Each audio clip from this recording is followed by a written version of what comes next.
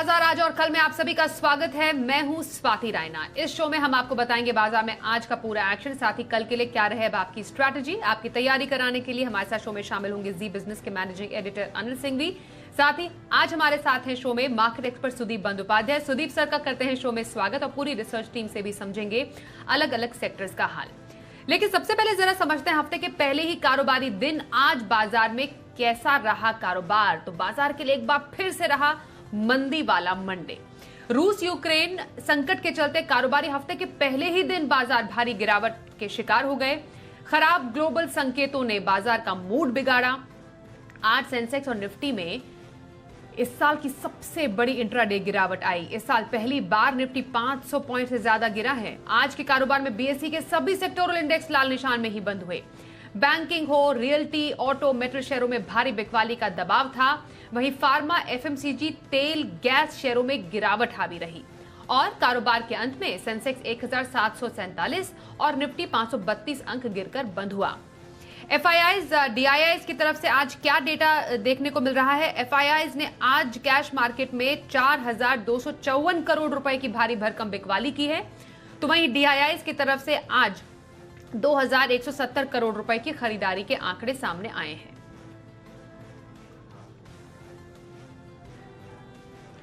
तो editor stake में अब अनिल जी से हम समझते हैं आज बाजार में जबरदस्त गिरावट जो देखी गई उसकी अहम वजहें क्या रही हैं। रूस और यूक्रेन के बीच बढ़ते तनाव और उसके चलते ग्लोबल मार्केट्स में तेज बिकवाली का प्रेशर भारतीय बाजारों पर आज हफ्ते के पहले दिन जबरदस्त भारी पड़ा। अमेरिकी बाजारों में शुक्रवार को तेज गिरावट रही। सुबह से डाउ फ्यूचर्स भी खराब थे। ऐसे में कमजोर शुरुआत होना तय था, लेकिन कमजोर शुरुआत में कहां रुकेंगे ये बड़ा सवाल था और रुकने के लिए बाजार ने किसी लेवल का सहारा नहीं लिया। 17,100 के नीचे खुले, उसके बाद थोड़ा वक्त वहां जरूर बिताया और 17,000 को भी तोड़ा। 17,000 को तोड़ने के बाद फिर 16,900 भी और 16,800 के बेहद करीब पहुंचकर बाजार 500 पॉइंट के नुकसान के साथ निफ्टी पर बंद हुए। तो ये एक बहुत बड़ा कट, बहुत बड़ी तेज गिरावट थी। वैसा ही हाल बैंक निफ्टी का भी था। लगभग 1600 अंकों की कमजोरी बैंक निफ्टी में भी आते हुए दिखी और 37,000 के भी नीचे थोड़ा 36,900 के आसपास जाकर बैंक निफ्टी भी बंद होता हुआ दिखा। तो ओवरऑल अगर आप देखें तो रुझान बिकवाली की तरफ जबरदस्त था। आप अंदाजा इसी से लगा सकते हैं कि निफ्टी में एकमात्र स्टॉक जो हरे निशान में था वो था टीसीएस, अपने बायबैक की डेट का ऐलान करने की वजह से। बाकी सारे 49 स्टॉक्स लाल निशान में, सारे के सारे सेक्टर्स लाल निशान में। वायदा कारोबार में मुश्किल से 3 या 4 स्टॉक हरे निशान में थे, बाकी सब के सब नीचे। इससे आप अंदाजा लगा सकते हैं चौतरफा बिकवाली और इंडेक्स से ज़्यादा कहीं बिकवाली स्टॉक्स में होती हुई दिखी है। जबरदस्त करेक्शन आता हुआ दिखा है। तो वजह एक इंपॉर्टेंट ग्लोबल मार्केट से, वहाँ के बाजार खराब। दूसरा, रूस और यूक्रेन के बीच में कभी भी युद्ध हो सकता है, ये डर। तीसरा, बिकवाली के आंकड़े एफआईआईज की तरफ से वायदा कारोबार में अब भी है। हालांकि शुक्रवार को कैश मार्केट में 100 करोड़ की हल्की खरीदारी की थी, लेकिन सामने घरेलू फंड भी 700 करोड़ का बेचते हुए नजर आए। तो ऐसे में डेटा के लिहाज से कोई खास बढ़िया है नहीं। और उसके ऊपर जब आज गैप से खुलने के बाद जो मार्जिन कॉल्स ट्रिगर हुए हैं, जो ट्रेडर्स की तरफ से तेजी की पोजीशन कम होती हुई दिखी है, वो भारी पड़ती हुई नजर आई। तो आज बिकवाली के प्रेशर से ज्यादा इस बात का दबाव था कि न तो किसी को खरीदारी करनी है और जिन्होंने पहले से खरीदारी कर रखी है उन्हें भी बेचना है। तो जब बायर ना हो और सेलर एग्रेसिव हो और उसके बाद जिनकी बाइंग पोजीशन पर margins, mark to market margins losses आ रहे हो, उनकी तरफ से जो दबाव बनता है वो आज देखने को मिला। तो कह सकते हैं हफ्ते के पहले दिन ग्लोबल मार्केट्स, ग्लोबल घटनाओं के चलते बाजार के लिए बेहद खराब दिन। और ये खराब दिन मेरे ख्याल से पिछले 1 साल की सबसे तेज गिरावट वाला रहा है। तो ओवरऑल कह सकते हैं कि बाजार को आज एक बड़ा झटका, बड़ा कट लगा है। 17,100 के कहीं नीचे जाकर जो बाजार बंद हुए तकनीकी तौर पर काफी हद तक खराब होते हुए दिख रहे हैं। अब कल के लिए अहम स्ट्रैटेजी भी अनिल जी से समझेंगे, लेकिन उससे पहले आज के मार्केट एक्सपर्ट सुदीप जी का रुख कर लेते हैं। सुदीप जी, बाजार पर भारी दबाव, ग्लोबल क्यूज, यूक्रेन और यूएस माफ कीजिए रूस के बीच बढ़ता तनाव, एफआईआईज की भारी बिकवाली, तमाम ये बड़ी वजह रही। अब ऐसे बाजार के माहौल में क्या लगता है आपको, क्या स्ट्रैटेजी किसी को रखनी चाहिए? देखिए, 2 चीज मैं यहाँ पे बताना चाहूंगा। पहली बात तो ये है जो रूस और यूक्रेन के बीच में हो रहा है उसके चलते ऑयल प्राइसेस बहुत बढ़ गया है, जो कि इंडियन इकोनॉमी के लिए, इंडियन मार्केट के लिए हानिकारक है। हम लोग एक मेजर ऑयल इंपोर्टिंग कंट्री है और ऑयल करीब जो प्रेडिक्शन है $100 टच करेगा $100 प्रति बैरल ब्रेंट का टच करेगा और वो इंडिया के लिए ठीक नहीं है। दूसरा, ये न्यूज फ्लो के चलते ग्लोबल निवेशक इंडिया में बिकवाली कर रहे हैं और वो अब्सॉर्ब करने के लिए डोमेस्टिक बायर्स आज के दिन में नहीं थे। तो ये दोनों मुद्दा एक साथ इंडियन मार्केट को इम्पैक्ट किया। यहाँ पे एक चीज भी ध्यान में रखना पड़ेगा, मार्केट खत्म होने के बाद जो इन्फ्लेशन के आंकड़े आए हैं वो जो आरबीआई के टॉलरेंस लेवल के ऊपर आया है और इसके कारण शायद मार्केट में फिर थोड़ा दबाव रहेगा आने वाले 1-2 दिन, क्योंकि इसका मतलब है आरबीआई को मजबूरन ब्याज दर बढ़ाने पड़ेंगे, शायद ऐसा लग रहा है। तो ये सारे जो फैक्टर्स हैं इंडियन मार्केट के लिए थोड़ा शंका की बात है। और हम यहाँ पे ये कहना चाहेंगे कि ये जो करेक्शन है, अगर यूएस और यूक्रेन और यूएस रशिया के बीच में कोई वार ऐसा कोई छिड़ नहीं जाता है, अगर कोई एक्चुअल वार स्टार्ट नहीं होता है, तो ये रिवर्स होने में भी ज्यादा टाइम नहीं लगेगा। ग्लोबल निवेशक का ध्यान निवेश होने में भी ज्यादा टाइम नहीं लगेगा और ऑयल प्राइसेस भी साथ साथ नीचे आ जाएंगे। हाँ, इंडियन इन्फ्लेशन को लेके एक शंका है, वो शायद रहेगा। और यहाँ पे हम ये कहना चाहेंगे कि अगर आप 1 साल प्लस का नजरिया से देख रहे हो तो शायद एक अच्छा जी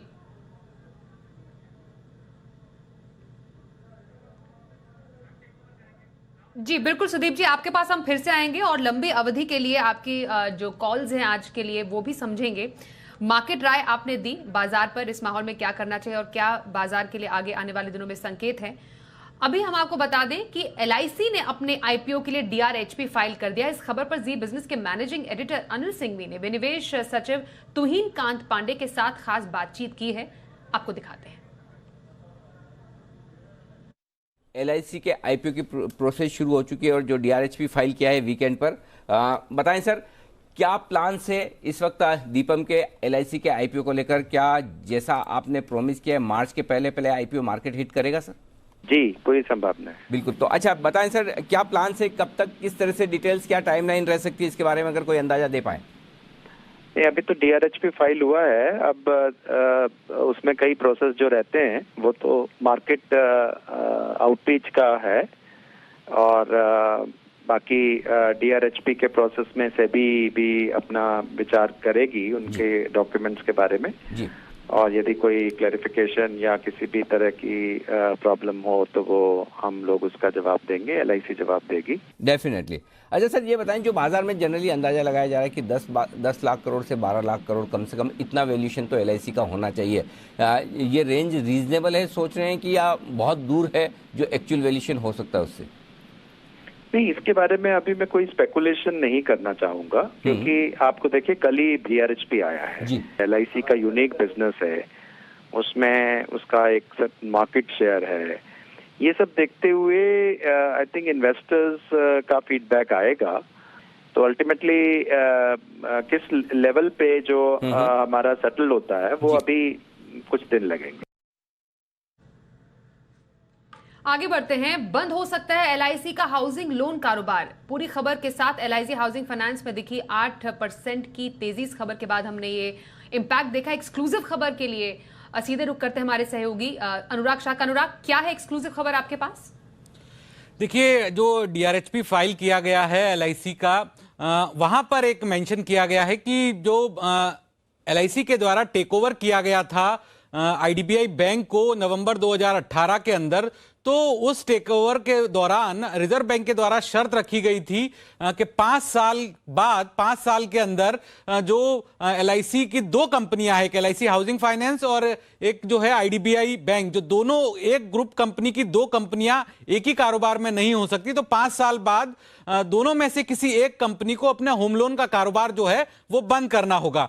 तो इसी के देखते हुए अब नवंबर 2023 यानी करीब 1.5 साल बाद तक का वक्त है, या तो आईडीबीआई बैंक जो है वो अपना होम लोन कारोबार बंद करे या फिर एलआईसी हाउसिंग फाइनेंस। तो हाउसिंग फाइनेंस के अंदर संभावना कम है क्योंकि उनका जो कामकाज है वही हाउसिंग फाइनेंस से जुड़ा हुआ है, लेकिन आईडीबीआई बैंक के अंदर जिस तरह से ये विनिवेश की लिस्ट में भी है आईडीबीआई बैंक, विनिवेश की प्रक्रिया को लेकर भी कई ऐलान हो चुके हैं। सरकार की इसमें 46% हिस्सेदारी है, अभी जो एलआईसी की इसमें 49% हिस्सेदारी है। अगर एलआईसी की हिस्सेदारी विनिवेश के दौरान चली जाती है तब तो इसमें होम लोन कारोबार से जुड़ी कोई दिक्कत नहीं होगी, लेकिन अगर ये हिस्सेदारी बची रहती है तब जो है वो रिजर्व बैंक के नियमों को मानना जरूरी होगा। बहुत शुक्रिया अनुराग, ये बड़ी खबर, एक्सक्लूसिव खबर हम तक पहुंचाने के लिए। अब आगे बढ़ते हैं। अब वक्त हो गया है वैलेंटाइंस डे के मौके पर हमारी खास पेशकश लव मी और हिट मी का।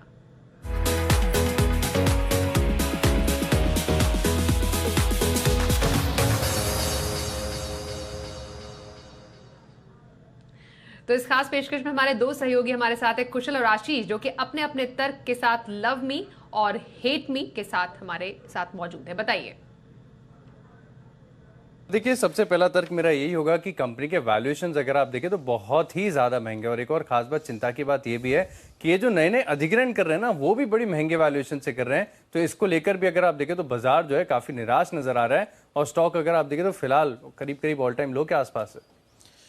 ऑल टाइम लो के आसपास तो डेफिनेटली है, बट शायद यही हो सकता है कि आशीष खरीदारी का एक मौका बनता हुआ दिखे। 76 रुपए का इशू प्राइस था और ऑलमोस्ट आप देखिए उस लेवल्स पर ये आता हुआ दिख रहा है, और कहीं ना कहीं कंपनी की आय में यहाँ पर दमदार उछाल लगातार हमें देखने को मिल रहा है। अगर आप स्पेसिफिकली यहाँ पर देखें तो कंपनी का जो बिजनेस है यहाँ पर इनके लिए काफी बड़ी बढ़त आगे चलकर आती हुई दिख सकती है, क्योंकि जिस तरह से हैबिट फॉर्मेशन हो रही है वो एक बड़ा सपोर्ट जो है कंपनी के लिए एक बेस फॉर्मेशन का काम कर रहा है। देखिए, लेकिन चिंता की बात है कि कारोबार में देखें तो ग्रोथ थोड़ी सी धीमी होती जा रही है। एक तो सब जानते हैं कि कंपटीशन बहुत ज़्यादा है, स्विगी की तरफ से देखने को मिल रहा है। हाल ही में जो रिलायंस इंडस्ट्रीज ने डंजो में निवेश किया तो वहाँ से भी जो कंपटीशन वो लगातार बढ़ता जा रहा है, और इस तिमाही में जो मंथली ट्रांजैक्शन यूजर्स हैं इनकी संख्या घटी है, ये चिंता का कारण है। बिल्कुल, पर कहीं ना कहीं कंपनी के पास काफी अच्छा कैश मौजूद है। अभी भी 12,500 करोड़ रुपए का जो कैश है वो कैश ऑन बुक्स कंपनी के पास है, और कंपनी की अब बीएनपीएल सेगमेंट में भी उतरने की योजना जो है बनाती हुई दिख रही है। तो यहाँ पर इनके लिए इस वजह से काफी बड़ा फोकस आगे चलकर बनता हुआ दिख सकता है। बिल्कुल, लेकिन बीएनपीएल सेगमेंट में उतरेंगे यानी बाय नाउ पे लेटर, तो आगे जाके हो सकता है कि ये भी एनपीए घोषित करते हुए नजर आए, और जो कैश का चंक है इनके पास ये हो सकता है कि बहुत जल्दी खत्म होते हुए नजर आए, क्योंकि यहाँ पर जैसे कि मैंने बताया कि कंपटीशन लगातार इस स्पेस में बढ़ता जा रहा है और बहुत ही कैश बर्निंग बिजनेस है।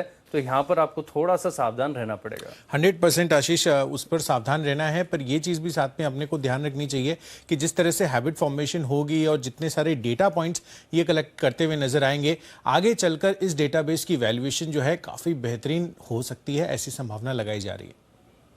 तो बिल्कुल तेजी और मंदी दोनों के तर्क आपके सामने। और लव मी और हेट मी शेयर लेकर हमारे सहयोगी कुशल और अब वरुण दुबे हमारे साथ जुड़ गए हैं। बताइए कुशल और वरुण। देखिए, प्यार तो मुझे टकरार कुशल को है, और वैसे देखिए एक समय तक ही स्टॉक से सबको प्यार था, हाल फिलहाल में टकरार हो गया है, तो ये थोड़ा शॉर्ट टर्म है इसके लिए, और स्टॉक है आईटीसी। और प्यार क्यों था? क्योंकि देखिए ये हम हमेशा बात करते हैं कि कंपनी जो मोनोपोली वाली कंपनियां होती है उनसे तो सभी को प्यार होता है, और लोग भूल जाते हैं कि सिगरेट कारोबार में अगर किसी की एक कंपनी की मोनोपोली हो, सबसे ज़्यादा मार्केट शेयर है, तो वो है आईटीसी। और देखिए ये कारोबार लगातार लोग बोलते जाते हैं कि इलास्टिक डिमांड है, हो सकता है कि प्राइस बढ़ेगा तो वॉल्यूम कम होंगे, लेकिन बार बार आईटीसी ने प्रूव किया है कि आप कितनी भी कीमतें बढ़ाए, कितनी भी टैक्स बढ़ाए, प्रोडक्ट ऐसा है जो बिक रहा है और आगे भी बिकेगा। इसके लिए सबसे बड़ा लव मी वाला पॉइंट जो है वो है इस कंपनी का कारोबार। बिल्कुल वरुण, डेफिनेटली आप कारोबार और खासकर सिगरेट कारोबार की आप बात कर रहे हैं, उस पर तो बुलिश है ही हम, पर दूसरी तरफ आप देखिए यहाँ पर हमेशा जब भी बजट आता है तो हम सबसे पहले क्या खोजते हैं उस डॉक्यूमेंट में कि कोई सिन टैक्स आया या नहीं, या फिर जो भी टोबैको वाले प्रोडक्ट्स हैं उस पर कोई बंदिश लगी या नहीं।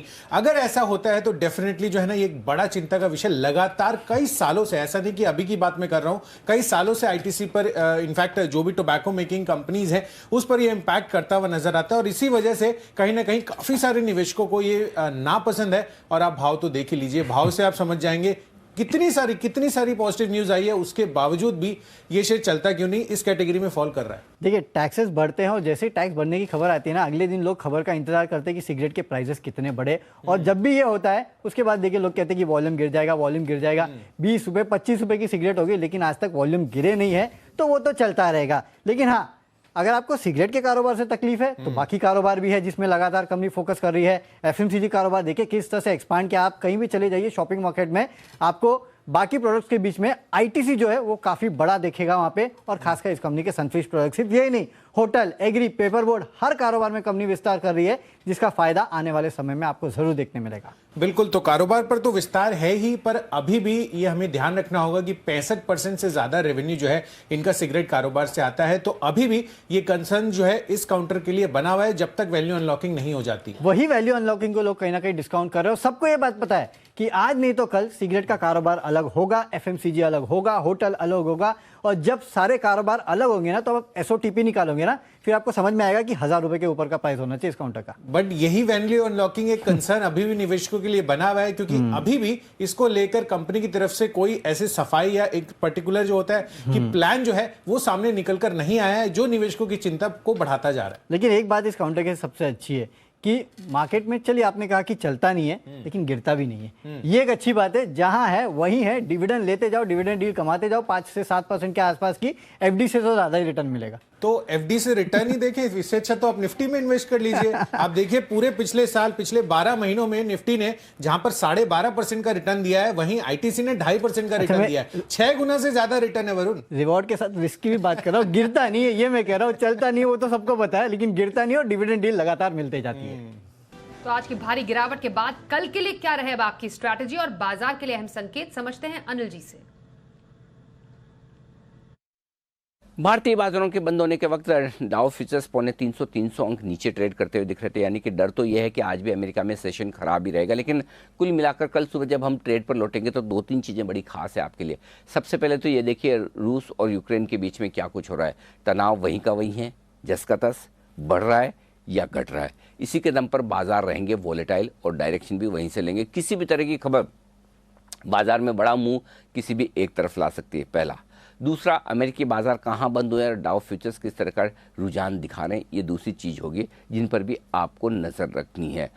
हमारे बाजारों के लिहाज से ये देखना होगा कि आज की जो तेज़ गिरावट हुई है उसमें वाकई में बिकवाली लोकल फंड्स ने, एफआईज ने दबाकर की है, या फिर ट्रेडर्स के स्टॉप लॉस ज़्यादा ट्रिगर हुए हैं, या फिर अल्गो ट्रेड्स वहाँ पर ज़्यादा बिकवाली हुई, वो देखना भी ज़रूरी होगा। तो ये सारे फैक्टर्स हैं जिनके दम पर हम कल शुरुआत करेंगे। मेक और ब्रेक लेवल है आपके लिए 17,000 के ऊपर निकलने पर ही आपको मजबूती तो नहीं कहूँगा कि ये कह सकते कि सांस लेने जैसा पहला संकेत आएगा कि हाँ ठीक है। 16,800 के नीचे फ्रेश कमजोरी और बढ़ती हुई नजर आएगी, और अगर 16,800 के नीचे कल बंद होते हैं तो आप 16,200 16,400 तक की डाउन साइड रिस्क के लिए तैयार हो जाते हैं। 17,000 के ऊपर निकल कर टिके तो फिर ऐसे में 17,300 17,375 वो रेंज होगी जहां तक अगर रिकवरी आती तो प्रॉफिट बुकिंग आने की संभावना बनेगी। बैंक निफ्टी 37,000 के आसपास आया है नीचे की तरफ कमज़ोर होकर बैंक निफ्टी, और अगर नीचे आता है तो आप 35,300 35,500 के आसपास बड़ा सपोर्ट है। उससे पहले 36,300 36,500 भी सपोर्ट के तौर पर काम कर सकता है। ऊपर कूद कर आए तो आपके लिए जो लगभग आप समझ लीजिए 37,700 से 37,850 की रेंज है जहां पर बैंक निफ्टी रुकता अटकता नजर आएगा। तो काफ़ी लेवल्स ऐसे बड़े टूटे हैं, बड़ी गिरावट हुई है, लेकिन एक चीज़ तय है, रुझान कमजोरी का है, ट्रेंड बिकवाली का है। लेकिन ग्लोबल मार्केट्स में जिन वजहों से ट्रेंड खराब होता दिखा है, किसी भी तरह की खबरें बाजार को भारी उतार चढ़ाव दिन के दौरान भी, ओवरनाइट भी दिखा सकते हैं। तो अपनी पोजीशन पर रिस्क मैनेजमेंट आपको स्ट्रॉन्ग रखना है, ओवरनाइट ट्रेडिंग पोजीशन मिनिमम रखनी है, ये ध्यान में रखें। अब देखते हैं कल का ऑप्शन।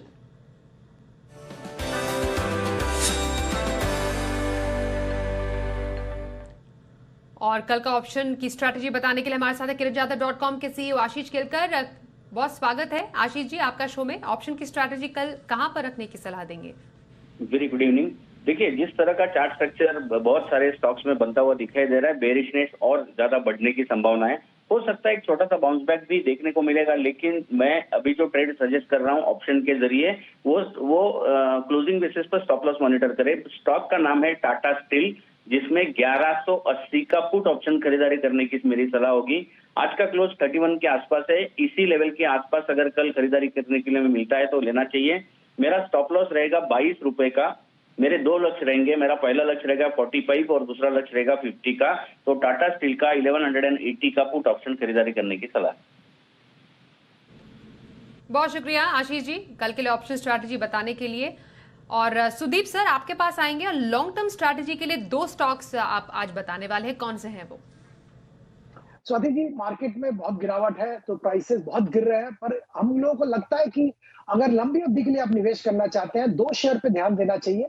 पहला, फाइनेंशियल सर्विसेज सेक्टर के दिग्गज एनबीएफसी, एबी कैपिटल, अच्छा पेरेंटेज है और इनके पास सारे जो फाइनेंशियल सर्विसेज के जो डेवलपिंग बिजनेसेस है, जो इंटरेस्टिंग बिजनेसेस है, सब है।